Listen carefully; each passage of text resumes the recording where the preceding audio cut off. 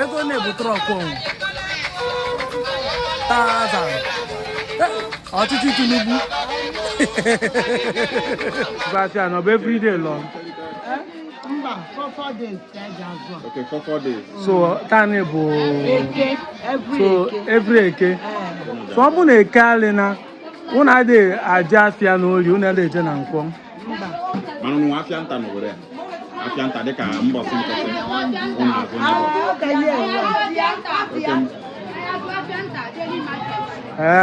okay. Unu na-azụ afia nta. Mana be ni ku na-abịa mbọsị eke tụtụ. General market. For daily market, it's Obior, Afia, Ogbe. Daily market. That is food. Okay. Dalo Sunday. Dalo. Yeah.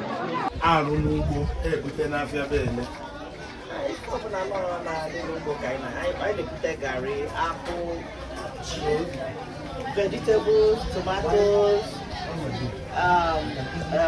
tomato, pepper, main things. And other things like palm oil. Anyway. And are they quite cheap, is it? And are they cheap? Other people come to buy and resell. So the cake kina well like Indonele in a big gorilla. Like from Anambra, from Igbo State, from Enugu, from Asaba. And we cake in wiki Igbo. And we keep your Afia, no Obior, Buluna, and I don't keep working on that aspect. One way, you keep your Afia because not the cheap, not from an acquire. They do what I do. I prepare it, delay it, so not the cheaper here. You understand me? Not the cheaper. So you go blue, you get like inside the package. Like Garina, Garita, the Afia run it because not Afia 1 day. Okay. Because they can order like this. Man, not only the Afia Saturday now. Maybe I need to. You see a lot of things, vegetables, coconut, you know, something like gari, raw cassava.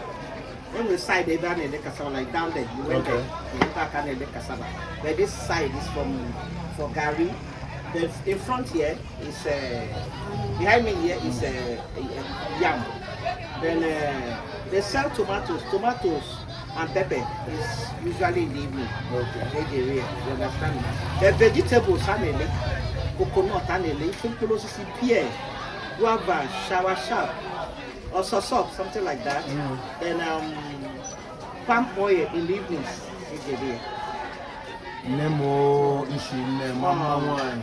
The buyers say Nabia from different places. Asaba Nabia, Oko Nabia, Cable Market Nabia, Ubogonogo Nabia. They are here. They are in groups. Nabia Azulogari, Jelen, and that side. There one name. That one I'm going here on Wilco.